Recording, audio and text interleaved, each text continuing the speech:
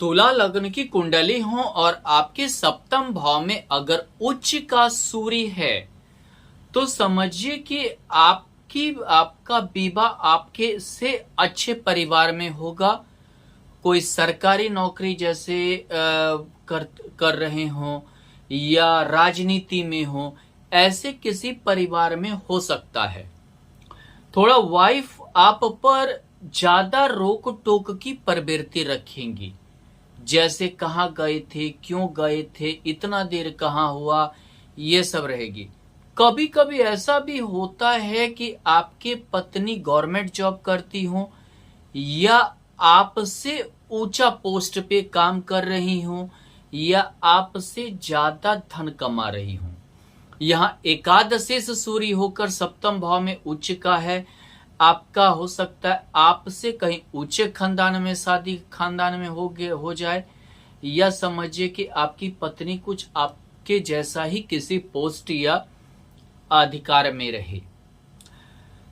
अगर यहाँ पर आपकी तुला लग्न की कुंडली है और सूर्य के साथ अगर चंद्रमा स्थित है तो समझिए कि आप पति पत्नी एक जैसा काम कर सकते हैं, एक जैसा रहन सहन हो सकता है, या पत्नी आपको हर चीज में काम को या विचार को थोपेगी। लेकिन यहाँ क्या है, सूर्य चंद्रमा का युति जब भी होता है तो ऐसे में बनाता है वो जिसको बोलते हैं अमावस्या योग, जो कि अच्छा नहीं माना जाता है। और यहां भी आपका ये अमावस्या योग अच्छा नहीं माना जाता है, जो वैवाहिक जीवन में दिक्कत पैदा करता है, वैवाहिक जीवन में परेशानी पैदा करता है। यानी आप कभी भी वैवाहिक जीवन आपका खुशी से नहीं व्यतीत होगा। हमेशा अमावस्या योग के कारण काफी दिक्कतें होती रहेंगी, परेशानी होता रहेगा, वैवाहिक जीवन अच्छा नहीं गुजरेगा। हो सकता है कई काम में दिक्कतें हो, आय के संसाधन कम हो, या पहले आय ठीक था बाद में आय बहुत ज्यादा गड़बड़ हो गया। इन सभी समस्याओं से आपको जूझना पड़ेगा।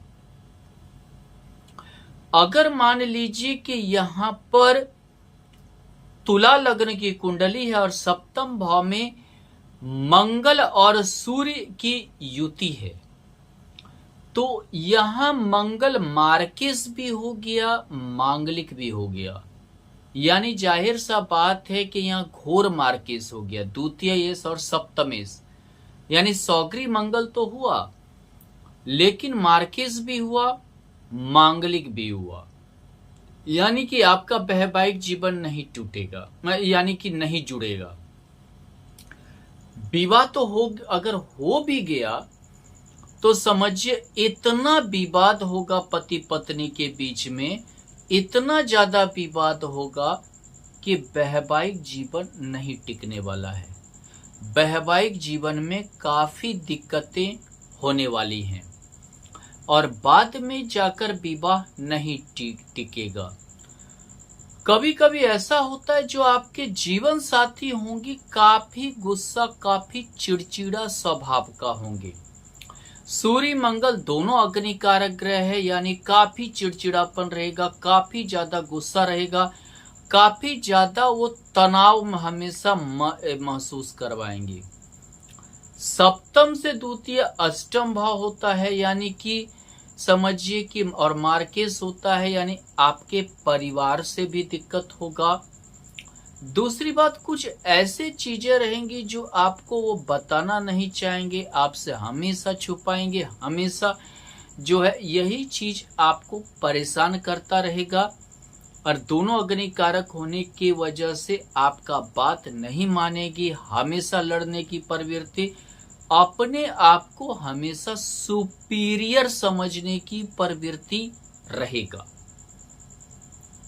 अगर मान लीजिए तुला लग्न की कुंडली है और आपके सप्तम भाव में सूर्य के साथ अगर बुध स्थित है तो ये समझिए कि आपके विवाह के बाद भाग्योदय तो होगा, भाग्य से बुध है तो भाग्योदय तो करवाएगा। लेकिन ये समझिए कि विवाह के बाद हमेशा दूसरों के बातों पे लड़ना, दूसरों को लेकर लड़ना, दूसरों से की वजह से ही पति पत्नी के बीच में लड़ाई झगड़ा होना, किसी अन्य कारण से जिससे कोई लेना देना आप पति पत्नी का नहीं होता है, वो लेकर विवाद पैदा होते रहता है। हालांकि यहाँ डिवोर्स का योग नहीं बनता है। भाग्येश बुध है, भाग्य सप्तम समझिए एकादशेष का युति है, बुद्धादित्य योग है, जीवन साथी हालांकि समझदार भी होते हैं, बहुत चीजों को समझते हैं, परिस्थिति को भी समझेंगे बुझेंगे, उच्च का सूर्य है। लेकिन होता क्या है कि द्वादश बुध होने के कारण किसी और के कारण झंझट पड़ता है, कोई कारण नहीं, बस दूसरे के कारण से, रिलेटिव का कारण हो, दूसरे का कारण हो, इन कारणों से ही दिक्कतें आती हैं और विवाद पैदा होता है। अगर आपका तुला लग्न की कुंडली है और आपके सप्तम भाव में अगर गुरु स्थित है तो समझिए कि पति जीवन साथी आपके छोटी छोटी बातों पर ध्यान देगा और छोटी छोटी बातों पे रोक टोक के वजह से या समझाने के वजह से या ज्यादा ज्ञान देने के वजह से झगड़ा का कारण हो जाएगा। लेकिन यहाँ पर गुरु जब भी रहता है तो जीवन साथी पढ़ा लिखा मिलता है। अगर आप लड़की हैं तो आपका पति बहुत ही पढ़ा लिखा मिलेगा, अगर आप लड़का हैं तो आपका जो है पत्नी बहुत ही पढ़ी लिखी और समझदार होगी। लेकिन यही है कि थोड़ा सा मतलब कि एक जो होता है कि थोड़ा सा ज्यादा ज्ञान देने के पीछे, ज्यादा समझाने के पीछे, ज्यादा कोई भी चीज फोकस देने के पीछे थोड़ा सा एरिटेट की प्रवृत्ति रहती है। लेकिन यहाँ पर सूर्य गुरु दोनों का युति होने से, उच्च का सूर्य होने से बहुत ही समझदार जीवन साथी मिलता है, आध्यात्मिक मिलता है, पढ़ा लिखा मिलता है। लड़की हो तो लड़का हो तो पढ़ी लिखी आपकी लड़की से विवाह होगा और कभी कभी नेचर में या अन्य चीजों में आपसे ज्यादा ज्ञान हो सकता है या आपसे ज्यादा अच्छे जगह पर रह सकती हैं। अगर लड़का है तो आपकी पत्नी आपसे कहीं अच्छे पोस्ट पे हो सकती हैं, लड़की है तो आपका पति माने कि बहुत अच्छी जगह पे रह सकता है। इस टाइप के योग को बनाता है। हालांकि तुला लग्न वाले के लिए गुरु योगकारी नहीं होता है, लेकिन तृतीय भाव को देखें तो भोग त्रिकोण या सप्तम भाव के होने के कारण गुरु अच्छा जीवन साथी का योग को प्रबल कर देता है। अगर यहाँ पर हम देखें तुला लग्न की कुंडली हो, सूर्य के साथ शनि अगर स्थित है तो आपके पुराने विवाद के कारण जो है लड़ाई झगड़ा होगा। एक तो आपका निजी सुख छीनेगा, चतुर्थी से शनि हुआ, निजी सुख के कारण होगा। आप लोग एक दूसरे के निजी चीजों में ज्यादा दखल देंगे जहां से विवाद बढ़ेगा। पंचमेश होकर सप्तम भाव में हुआ, लव मैरिज कर लिए तो विवाह जल्दी टूट जाएगा, क्योंकि पंचम सप्तम भाव में होने से लव मैरिज बनाता है। एकादशी के साथ है, यानी कि लव मैरिज का योग बनेगा और वहां से विवाद शुरू होगा। कभी कभी क्या है कि ज्यादा प्रेरणा देने से विवाद पैदा हो जाएगा पति पत्नी के बीच में। कुछ ज्यादा ही प्रेरणा देने से ज्यादा विवाद हो जाएगा, कुछ ज्यादा ही ज्ञान आप दे देंगे कि जिससे विवाद पैदा हो जाएगा। सूर्य शनि में मित्रता नहीं है, भले मान लीजिए कि परिस्थिति बस ये विवाह होता है। अगर आप प्रेम विवाह भी किए तो परिस्थिति बस होगा, अगर आप अरेंज मैरिज भी करते हैं तो भी परिस्थिति बस ये विवाह होता है। दोनों की, लड़का लड़की दोनों की कुछ वैसा ही परिस्थिति होती है, चाहे उम्र ज्यादा हो जाए या विवाह नहीं हो रहा है या कास्ट लेकर कुछ ऐसा समस्या है जिसके कारण होता है और ये टिकता भी नहीं है। ये बहुत बार काफी लड़ाई झगड़े के साथ ये अलग होता है। ऐसे में क्या होता है, चतुर्थी शनि होने से निजी सुखों में, निजी चीजों में दखल देने लगते हैं। अगर लड़का क्या कुंडली में होगा तो वो अपने जीवन साथी, लड़की जो होगी, पत्नी जो होगी, उसके निजी चीजों में दखल देने लगेंगे, जो विवाद का बहुत बड़ा कारण हो जाएगा। अगर लड़की के कुंडली में है तो उसका पति को उसके निजी जिंदगी में कुछ दखल देने लगेंगे। कुछ पुराने चीजों को वो उल्टाने पलटाने लगते हैं कि तुम्हारा कहीं और अफेयर था, ये था, वो था, जिसके कारण पुराने जो है चीजों के लेकर विवाद पैदा होता है, काफी झगड़ा होता है और ये डिवोर्स तक के नौबत आ जाते हैं।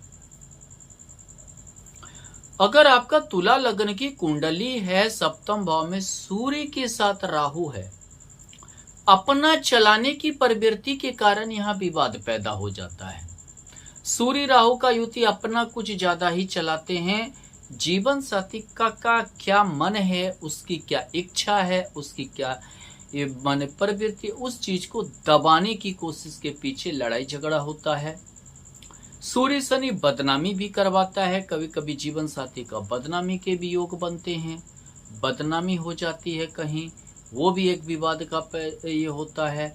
राहु विश्वास का कमी पैदा करता है, पति पत्नी के बीच विश्वास का कमी हो जाता है, ऊपर से उच्च का सूर्य हुआ और ये लड़ाई झगड़ा के कारण बन जाते हैं। और काफी विवाद के बाद ये कभी कभी एक घर में रहने के बाद भी अलग अलग रहना, बातचीत नहीं करना, या जो है मान लीजिए कि दूरी बन जाना, ऐसे योग बन जाते हैं। एक दूसरे पर विश्वास नहीं होना, शक की प्रवृत्ति राहु पैदा करता है और दिक्कत होता है।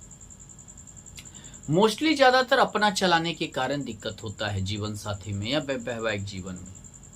अगर मान लीजिए कि यहाँ तुला लग्न की कुंडली है और सप्तम भाव में सूर्य के साथ केतु स्थित है, तो ऐसे में क्या होता है, पहले तो जीवन साथी पर बहुत ध्यान देते हैं, बाद में ध्यान देना बंद कर देते हैं। थोड़ा सा जो है एक दूसरा ही नेचर हो जाता है जीवन साथी का, उदारवाद होने लगते हैं, कुछ जो है ज्यादा समझिए कि जिसको बोलते त्याग की भावना रखने लगते हैं। और ऐसे में बहुत बार पति का ही त्याग कर देते हैं।